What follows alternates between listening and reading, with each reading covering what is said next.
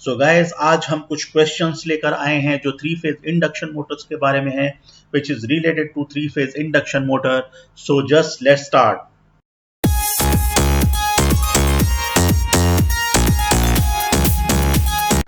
the question series. So first question is about induction motor. तो यहाँ पर पूछा गया है guys, the power factor of a squirrel cage induction motor is. So option A is low at light load only, option B low at heavy load only, C is low at light and heavy load both, and D low at rated load only. So guys, induction motor का power factor के बारे में question है जो कि बोलता है कि क्या यह लो होता है लाइट लोड पर, हैवी लोड पर लो होगा, या लाइट और हैवी लोड दोनों पर पावर फैक्टर लो होगा, और या रेटेड लोड पर इसका पावर फैक्टर लो होगा. So guys the correct answer is answer A, low at light load. So guys इसका कॉन्सेप्ट क्या है? Power factor of induction motor varies with load, आप यहां पर पढ़ सकते हैं, एंड टिपिकली फ्रॉम अराउंड 0.85 और 0.9 at full load and as low as about 0.20 at no load due to stator and rotor leakage and magnetizing reactances. So guys power factor induction motor का लो loads पर बहुत ही कम होता है, क्योंकि लो loads पर आप देख सकते हैं ये इंडक्शन मोटर को मैग्नेटाइजिंग करंट्स की रिक्वायरमेंट होती है. ये लैगिंग रिएक्टिव पावर ड्रॉ करती है फ्लक्स सेटअप करने के लिए. In order to flux setup it draws lagging reactive power and which is magnetising current, and therefore guys power factor becomes poor during no load or low load. मतलब no load पर या no load पर या लो load पर अगर load कम है तो भी पावर फैक्टर में इसकी वैल्यू कम आएगी. जैसा कि आप देख सकते हैं गाइस इसकी वैल्यू 0.20 होती है. जैसा कि ट्रांसफार्मर में भी यही पाया जाता है कि पावर फैक्टर नो लोड पर 0.15 या 0.2 के आसपास पाया जाता है. सो गाइस वहां पर जो ट्रांसफार्मर में जो मैग्नेटाइजिंग करंट आती है या नो लोड करंट आती है, जो नो लोड के समय पर वो 2 to 3% होती है फुल लोड करंट के. जबकि guys where as in induction motor guys no load current is approximately equal to 30 to 50% of full load current. तो यहां पर जो नो लोड या मैग्नेटाइजिंग करंट होती है ये काफी ज्यादा होती है, और नो लोड पर इसका पावर फैक्टर काफी पुअर होता है गाइस. सो और क्यों होता है? मैग्नेटाइजिंग रिएक्टेंस के कारण, और इसका पावर फैक्टर इसीलिए बढ़ाया जाता है. आप देख सकते हैं यहां पर power factor can be improved bye connecting capacitors. So guys जैसे जैसे लोड इंक्रीज करेगा इंडक्शन मोटर में वैसे वैसे पावर फैक्टर की वैल्यू बढ़ती है. आप देख सकते हैं यहां पर पहली लाइन टिपिकली फ्रॉम अराउंड 0.85 और 0.9 तक जाता है एट फुल लोड. जो पावर फैक्टर है, पावर फैक्टर का जो नेचर होगा वो लैगिंग होगा, क्योंकि इंडक्शन मोटर हमेशा लैगिंग पावर फैक्टर पर कार्य करती है. सो गाइस इसका जो आंसर है वो ए है. हमेशा इंडक्शन मोटर का जो स्क्विरल केज इंडक्शन मोटर का पावर फैक्टर होगा वो लो होगा एट लाइट लोड, और बाकी सब इनकरेक्ट आंसर्स हैं. सो गाइस नेक्स्ट क्वेश्चन की तरफ बढ़ते हैं. सेकेंड क्वेश्चन देखिए, in a three phase induction motor the maximum torque is proportional to rotor resistance. आप यहां पर देख सकते हैं the maximum torque is whether a is proportional to rotor resistance R2, और second option does not depend on R2. Third option आप देख सकते हैं यहां पर is proportional to R2, and fourth option is proportional to R2 square या 2R2. सो guys आप देख सकते हैं थ्री फेज इंडक्शन मोटर का जो मैक्सिमम टॉर्क होता है उसका फॉर्मूला यहां से आप देख सकते हैं guys. The maximum torque of three phase induction motor is equal to K into E2 square upon 2X2. So guys यहां पर K कांस्टेंट है, E2 जो है वो रोटर इंड्यूस्ड EMF है. आप देख सकते हैं यहां पर 2 इंटू, और ये रोटर का लीकेज रिएक्टेंस है जिसको X20 लिखा गया है यहां पर. सो गाइस यहां पर आप देख सकते हैं कि आंसर क्या होगा, बी होगा guys, answer is B, does not depend on R2, क्योंकि इसके फॉर्मूले में कहीं पर भी रोटर का रेजिस्टेंस नहीं आता है, there is no rotor resistance in this formula, so therefore the maximum torque of induction motor is independent of R2, so but इस पर डिपेंड करेगा, the developed torque is maximum when the rotor resistance R2 per phase is equal to rotor reactance per phase. ये आप जानते हैं कि maximum torque आने के लिए क्या शर्त होनी चाहिए कि रोटर का जो रेजिस्टेंस है पर फेज R2 जो है वो इक्वल होना चाहिए रोटर के रिएक्टेंस पर फेज के, R2 should be equal to X2। So guys आप देख सकते हैं यहां पर इट इज इंडिपेंडेंट, पहली लाइन आप पढ़ सकते हैं, it is independent of the rotor circuit resistance, आप देख सकते हैं as the formula shows there is no rotor resistance, so maximum torque is independent of rotor resistance. Second आप पढ़ सकते हैं second line, torque at the maximum condition varies inversely as the standstill rotor reactance, आप देख सकते हैं जो maximum torque है वो रोटर रिएक्टेंस के इनवर्सली प्रोपोर्शनल होता है। एंड फॉर मैक्सिमम टॉर्क आप इसको चेंज भी कर सकते हैं, inductance of the rotor should be kept as small as possible. So guys अगर मैक्सिमम टॉर्क आपको ज्यादा चाहिए तो आपको इंडक्टेंस जो है रोटर का उसको कम से कम रखना पड़ेगा ताकि रिएक्टेंस कम से कम हो, रोटर रिएक्टेंस कम से कम हो गाइस। सो यही इसका मतलब है, for maximum torque, very important sentence, for maximum torque rotor reactance the inductance of the rotor should be kept as small as possible. And third sentence you can read, by varying the resistance in rotor circuit maximum torque can be obtained at any desired slip। so guys एक और important जो fundamental है कि आप rotor के resistance को very करके किसी भी स्लिप पर मैक्सिमम टॉर्क अचीव कर सकते हैं, ला सकते हैं, ऑब्टेन कर सकते हैं, क्योंकि it depends upon the rotor resistance. जो मैक्सिमम स्लिप होती है गाइस आप देख सकते हैं वो R2 अपॉन X2 के प्रोपोर्शनल होती है या इक्विवेलेंट होती है, बराबर होती है, तो इसीलिए आप किसी भी स्लिप पर मैक्सिमम टॉर्क अचीव कर सकते हैं by varying rotor resistance. So guys this is very important concept. So guys अब देखते हैं next question, the slip of induction motor is 0.02 and the stator supply frequency is 50 Hz and what will be the frequency of the rotor induced EMF। so guys यहाँ पर option A है 10 Hz, option B 50 Hz, option C 1 Hz and D is 2500 Hz। so guys आप देख सकते हैं यहाँ पर answer C होगा, इसके हिसाब से देखते हैं कि ये करेक्ट है कि नहीं। so guys slip is given, induction motor की स्लिप आप जानते हैं S is given, this is the slip S equal to already given 0.02, frequency भी दी गई है गाइस आपको 50 हर्ट्ज, तो आप यहां पर रोटर इंड्यूस्ड EMF या जो फ्रीक्वेंसी होगी F2 इक्वल टू SF1, इस फॉर्मूले में रख के आप रोटर की फ्रीक्वेंसी कैलकुलेट कर सकते हैं guys. So what is the rotor frequency, the formula is F2 equal to, आप जानते हैं guys F2 equal to S into F1, F1 जो है वो 50 हर्ट्ज है, स्टेटर की फ्रीक्वेंसी है, और स्लिप जो है गाइस ये 0.02 है जो दिया गया है। So just multiply 0.0 into 50, so it becomes 1 hertz। so guys the frequency of rotor induced EMF will be 1 hertz, this is the answer, ये आंसर है। सो गाइस नेक्स्ट क्वेश्चन की तरफ बढ़ते हैं, the effect of increasing the length of the air gap, आप यहां पर पढ़ सकते हैं, in induction motor will increase first to power factor, speed, magnetising current, air gap flux. तो इसका मतलब यह है गाइस कि एयर गैप अगर आपने बढ़ाया इंडक्शन मोटर का तो कौन सी चीज बढ़ेगी, which parameter is affected if air gap of induction motor is increase.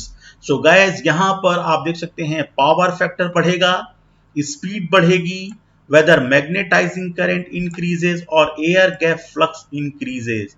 सो आप देख सकते हैं कि कौन सी चीज पहले बढ़ेगी, हालांकि गाइस यहां पर एयर गैप फ्लक्स भी दिया हुआ है, air gap flux is already given, but before this factor is increased, air gap flux is increased, so magnetizing current increases. इसीलिए guys इसका आंसर जो है वो C है, because what happens guys, induction motor का air gap अगर आप बढ़ाते हैं, in induction motor if air gap increases, then power factor of motor gets decreases because the motor draws more magnetizing current which lags the voltage by more angle and therefore power factor decreases. So guys अगर air gap, ये आप देख सकते हैं इस diagram में, ये जो स्टेटर है और ये रोटर है, तो इन दोनों के बीच का जो गैप है गाइस उसको आप कहते हैं air gap. This is called air gap. तो अगर आपने इंडक्शन मोटर में एयर गैप इंक्रीज किया, सो गाइस मोटर जो है वो उसको अधिक फ्लक्स सेटअप करने के लिए magnetising current, large magnetising current draw करेगी और इसीलिए फ्लक्स बाद में बढ़ेगा. पहले मैग्नेटाइजिंग करंट जो है वो आंसर होगा guys. C is the correct answer. So if air gap length increases और air gap increases in case of induction motor, then magnetizing current increases guys. So ये बहुत ही important question है जो viva और इंटरव्यूज में पूछा जाता है.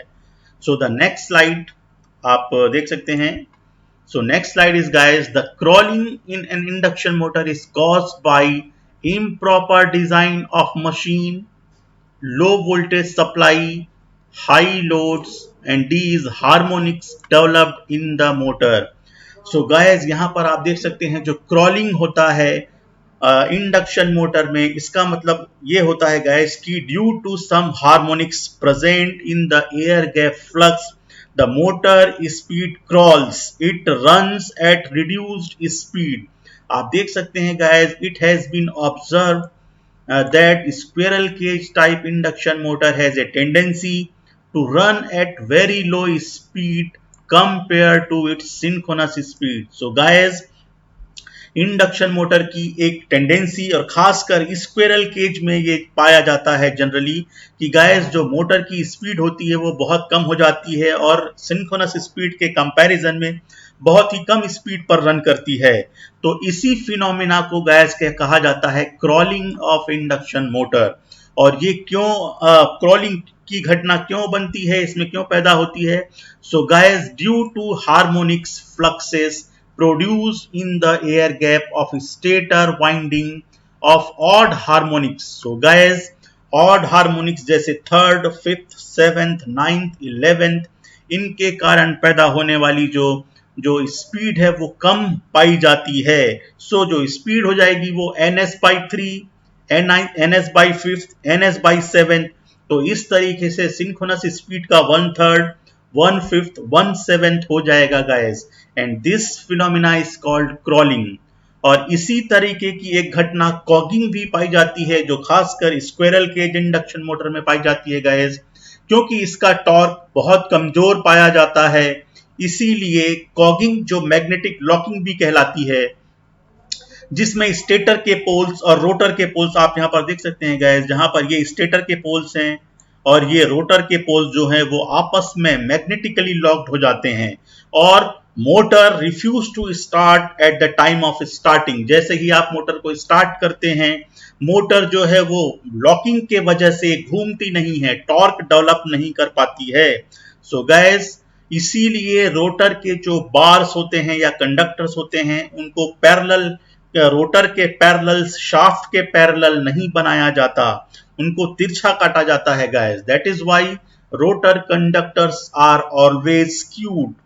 Okay, they are not in parallel with the shaft. ये बहुत ही इंपॉर्टेंट क्वेश्चन है जो हम डिस्कस कर रहे हैं. सो गाइस ये हो गई कॉगिंग और क्रॉलिंग की घटना. इसको दूर कैसे कर सकते हैं गाइस? तो कॉगिंग की घटना को दूर करने के लिए जो स्टेटर के पोल्स हैं और रोटर के पोल्स हैं या स्टेटर के स्लॉट्स और रोटर के स्लॉट्स हैं वो डिफरेंट नंबर्स के होने चाहिए.